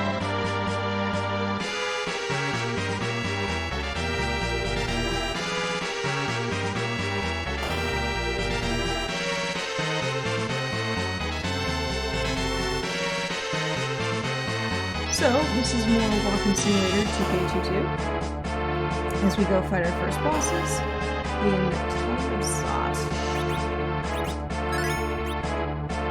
Now, the first boss is actually readily accessible, whether or not you have the Earth Crystal, or not. Okay, so it's Kanatsu. I'm not too worried. Kanatsu could be a little spicy, a little bit of a spicy meatball, but we have enough damage output where I'm really not worried.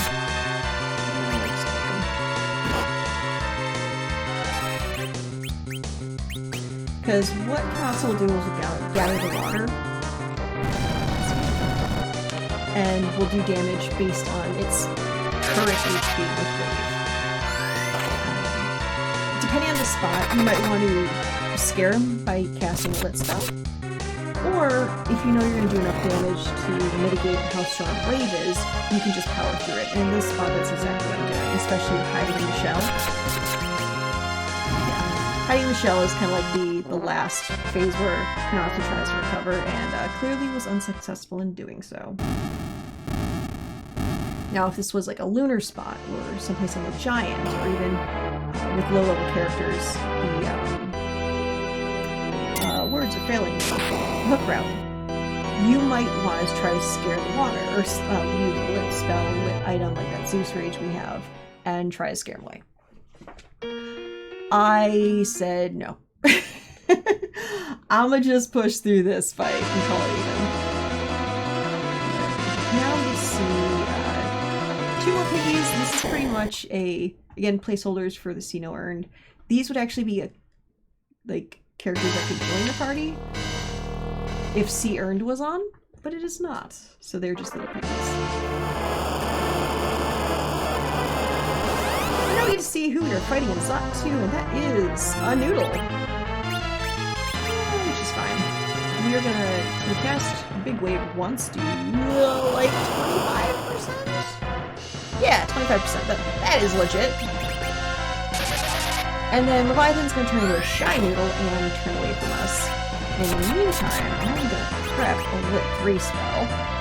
I don't think I'm gonna be able to get this Lit 3 spell off before Edge kills Leviathan. Like I said. I don't think I'm gonna be able to get this spell off before Edge kills Leviathan. It was a night, like, you know, Palom was a good noodle. Tried. I give credit. He put out a good effort. Casting a spell that didn't get to get cast. Yeah.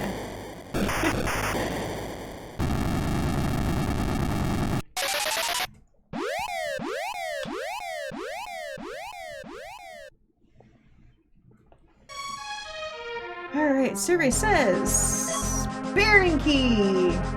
That is required.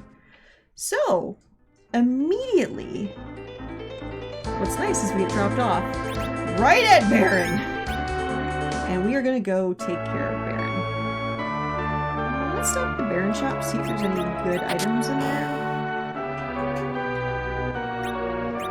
That's a great item for a character not in this party. Drain Spears are fantastic to see.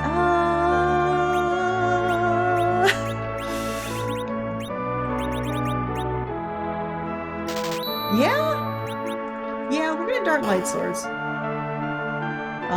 Edge now has decent dart items. Edge, and so I was kind of a little low-key derped at myself for buying long swords, because Edge cannot throw them. There are certain things Edge can throw, and there are certain things Edge cannot throw. You can tell by, I thought it was it's a little like shuriken icon in the menu, and I got them confused. So, it was a little bit wasted shopping junket. A little wasted money, but here we are. Light swords are pretty good. Like the defense swords, the white spear, a lot of other things. They're pretty good edge darts. And so I'm kind of slowly building up my collection of items to throw at the final boss. Not so much these bosses. The 2 ninja swords he has are pretty good in and of themselves. So I'm good. But yeah, we're gonna try to hope for the best there. Ooh, these aren't bad.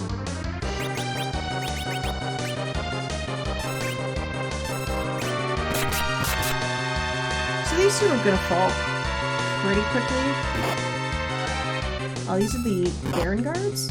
So these I think you fight in the thing. I think. These are actually mages. Can we talk about this? They are in fact mages.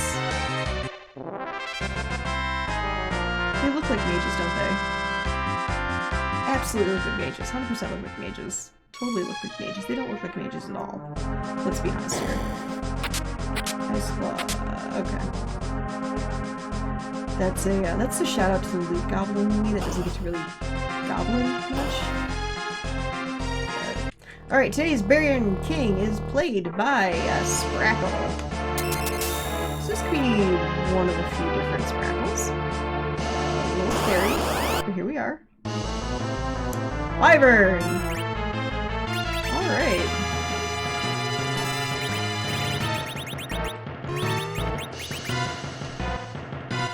Okay. That's fine. Let's see if I can get off. Yeah, there we go. So, Wyvern can be a little scary. There's also Witchburn. Wyvern starts off with a Mega Nuke, which can wreck a lot of face. Thankfully it didn't, I just realized it was awake. It is what it is. But, so that's why I kind of snap knee-jerk reflexed a Star Veil right there.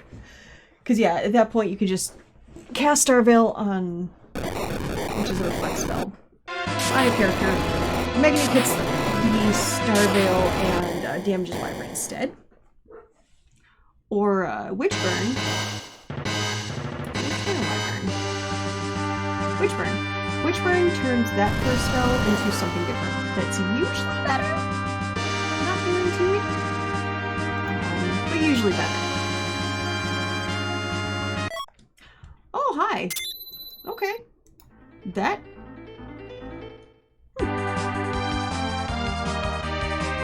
That actually puts us in go mode. Okay.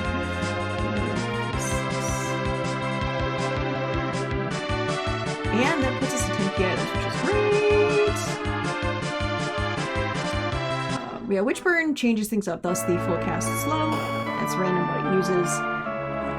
Wyvern just gets rid of the first attack entirely and just starts the script by going into a wall phase. So Wyvern will after the Mega Nuke, Wyvern will cast wall on itself, and then repeatedly bounce nuke off of itself and attack your party with it. So that's what he does there. Alright, now we're gonna do this. We're gonna get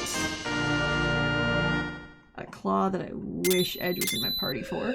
Or not Edge, Yang.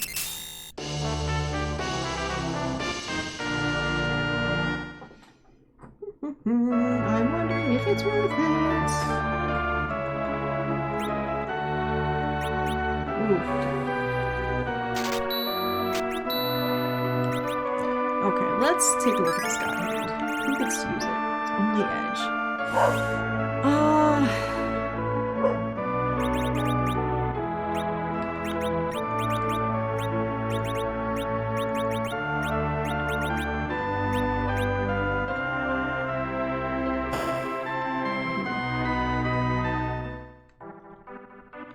You know what? I think we're gonna be a little cheeky. We're gonna use it. So what I'm gonna do is I'm gonna do a lot of character party swapping right now. I'm gonna say goodbye to Porum. She's gonna unequip everything. As much as I love Porum, and she's my girl.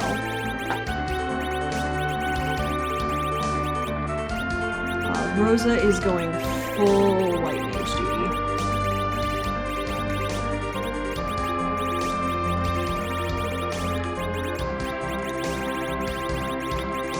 Also going to put Edge in a power shirt, and then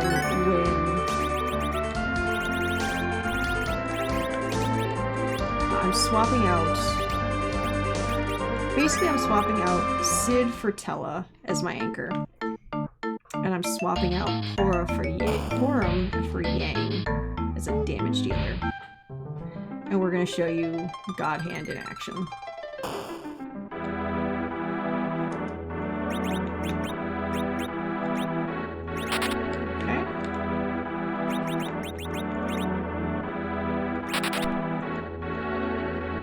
Okay. I think we're happy with that.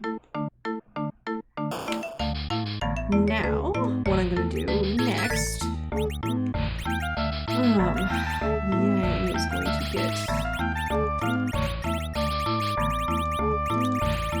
get some gear. Yang also has to be in the front row, unfortunately.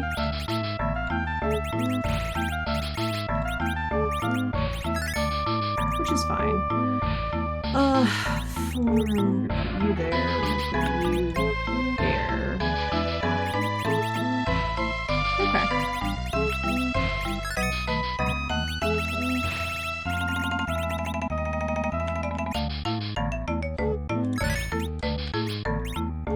Okay. So now we are in grind mode. Since we do have our crystal, we do have Z access, we're going to take a pass, but I want a few more levels. AKA, Yang needs to get some levels in his belly. Otherwise, it'll be a sad day for our level 11 Karate Man.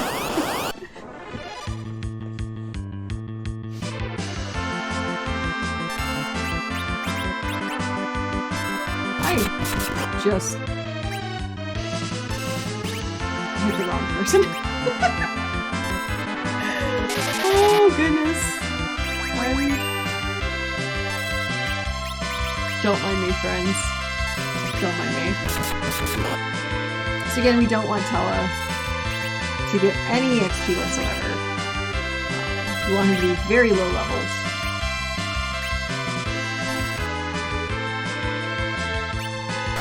We're gonna have Palom take out this egg with Quake. We're gonna see 64,000 HP, and we're gonna see how many levels. There's 68,000.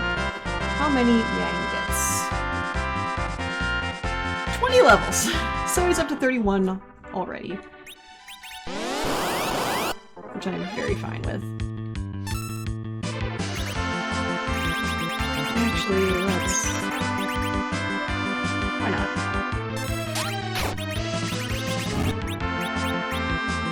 Okay.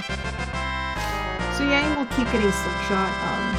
Yang gets additional, like in addition to the 10 XP bonus, he also gets a bonus, mostly just because you're trying to get him to catch up. So, where's Lightsword? There we go. I have my Silkwebs, perfect. So instead of getting like ×2 bonus XP, he gets ×4. Until he's within a certain range, at that point, he doesn't get anything bonus. Which is fine. But you could see like he went from like 400 HP to 2,500, like that. Yeah, our Karate Man really loves levels, without question.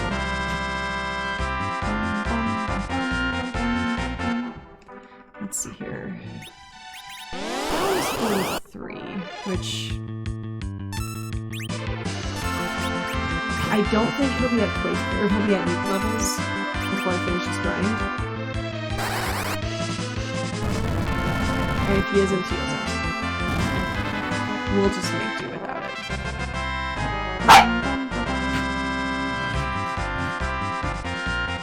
Worst comes to worst, Rosa is also getting close to white. So, if nothing else, we'll have that going for us.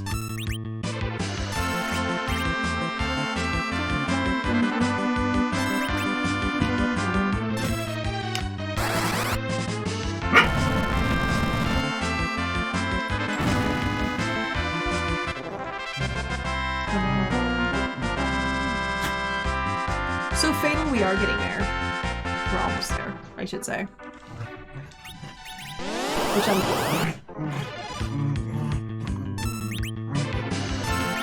Actually, if we take this Charm Rod and do just a little bit more damage with it.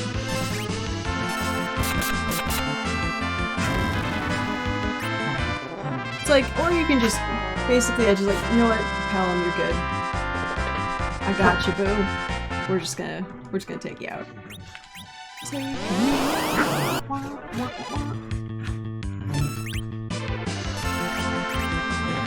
That's fine. So I have 2 corgis, and if you hear random grumblings behind me, they're playing. Don't mind them. That's just Corgos being Corgos. So 3 more sirens.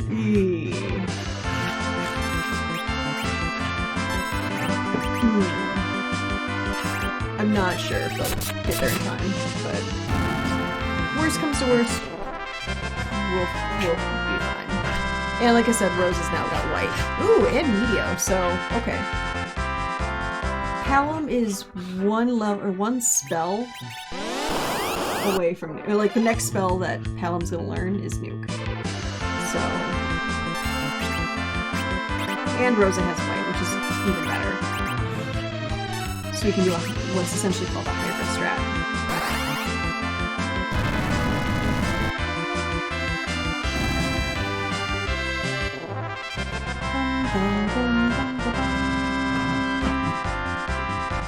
So we should be close, hopefully. Hopefully this siren does it. Otherwise, you will see a very sad Asuka.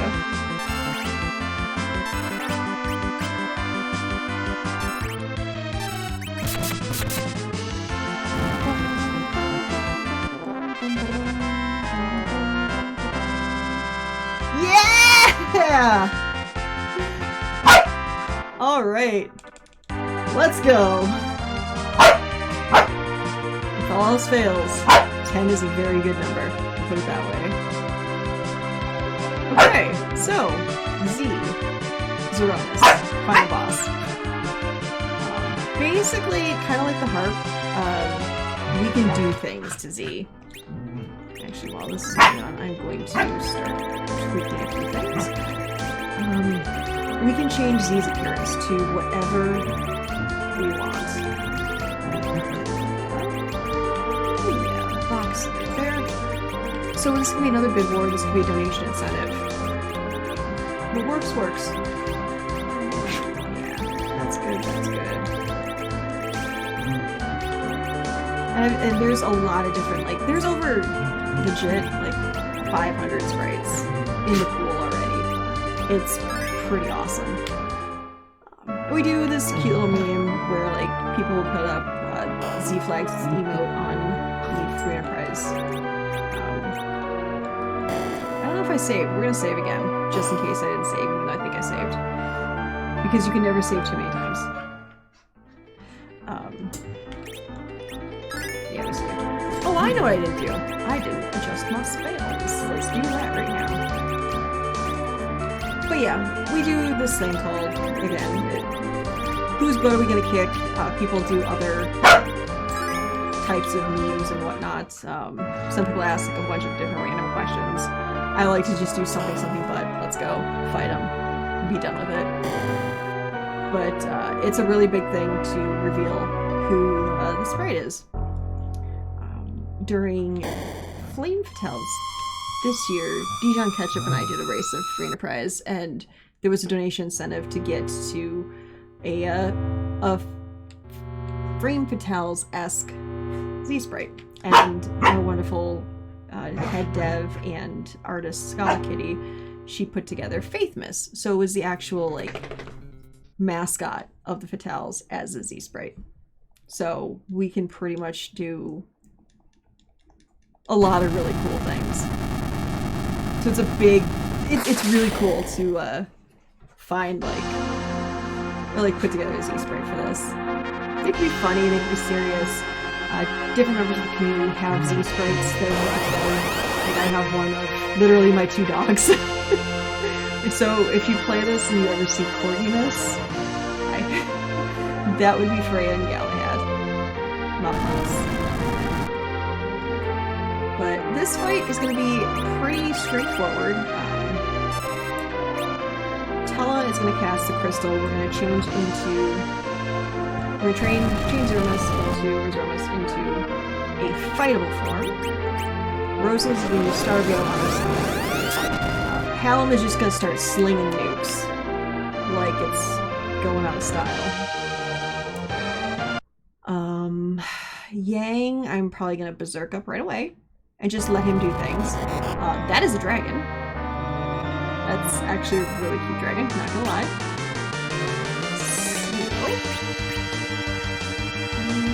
And then you're gonna let that, make sure that goes off. Okay. I was kind of making sure that it was gonna do damage to Z, because sometimes if you do it too quickly, it doesn't like register. It's like, oh, heck and fluff.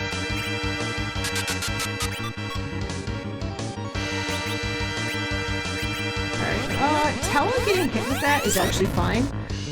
What I did there with the Silk Web, I not only slowed Z down, but I also nerfed what's called the Big Bang, and that's the spell that Z is going to use after this shake. And what I am going to do is start darting a lot of that stuff that I was carrying as edge. Meanwhile, we're going to have Hallam cast Nuke, Rose is going to cast White, get a good amount of damage out there. Edge is going to do a lot of damage with those 3 items. Yang, not putting out as much damage as I would have liked, but here we are. It's fine. He doesn't have like a cactuar or something with him, unfortunately. Which is, again, fine. But the next spell I'm going to use... Nope. I'm just going to keep darting things. Try to like pack on as much damage as I can. There's strategies to like skip a whole phase of fighting. Only doing like 65,000 total damage to Z.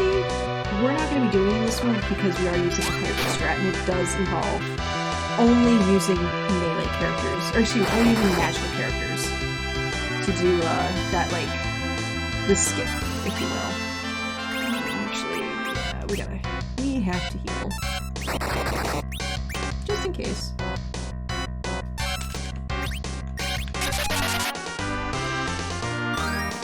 Alright. So yeah, it's pretty much at this point, barring Z just doing something very strange, this is a pretty straightforward fight. Edge is doing his thing, or Palom's doing his thing. You are going to actually cure yourself. Just to get some MP back, and since she has the wall on, she can't heal herself.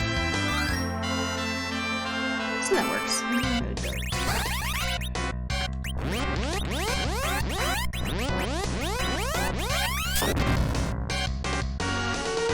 Ooh, nice! Very nice. I think we're going to be able to see a phase skip. I'm taking a little bit of a risk here in hopes that I don't see a big bang anytime soon, because I'm not going to nerf it. Try to make it through so it doesn't outright just myrtlate my party. And it's a matter of doing enough damage to skip to another phase. So we'll see if there's a big bang. There's a big bang, that's not what I want to see. Palom, please survive this. Thank you, Palom, for surviving this. You are appreciated. Very, very much appreciated. Woo! Alright. Okay. Or that's just gonna kill him outright. So yeah, I must have triggered the, I skipped phase 3. Oh. Alright then. Yeah, no, that Z fight kind of, or that thing was a bit of a surprise there. Yeah. So the crack, snap, pop, hiss is what I believe it is. That means he's dead. I'm kind of like gobsmacked going, oh, I guess I don't have to talk about like medium phase and everything. But yeah, it was pretty solid Z fight. Skipping nerfing felt a little weird, but you could tell that my characters had more than enough HP to survive that. And worst comes to worst, on Rose's next turn she would use Cure 4, or just kind of dealt with it as it is. That's a bitch that put Tella and Yang back in the party. Collection of fuckers. But yeah, that is Final Fantasy IV Free Enterprise. It's a fun little flag set. It shows off a few new flags. It can be both a challenging flag set, and it can also be a pretty fun one. There's a lot of power available, especially with starting as either Cecil or Edge. In this case, we had Edge. Yeah, it was really fun, really straightforward. And one thing I like to show off personally, especially in the case of like bid wars and incentives for the heart music. There is a little thing you can do. Once you've beaten the game, your save has like a flag on it. You can go any save. You can literally boot up a new game as long as you don't reset. or you don't like close out your emulator, close out your console, and whatnot. Go to Edward. I say hi to Edward because he's my favorite character. Go to this harp, and actually you can listen to the harp song again. So sometimes the fight like is over really quickly, or if there's characters like Golbez or Dr. Luge there, they end the song early, so you don't get to really listen to it. Being able to come back here and highlight that song again for all the people that did that mid-ward incentive is really nice. But yeah, that's about it. I don't want to take up too much more of your time. Hope you enjoyed watching it. You saw the good, the bad, and the ugly of what can go wrong, what can go right, and how you kind of have to maneuver everything in a way so that you can get through the scene as best as possible, as fast as possible. I'm Oscar424. Again, my race partner would be Alicel, Cubs Rule 21. Gathis, thank you for helping and getting all that stuff together for this. That's all I got. Hope y'all have a good night. Bye.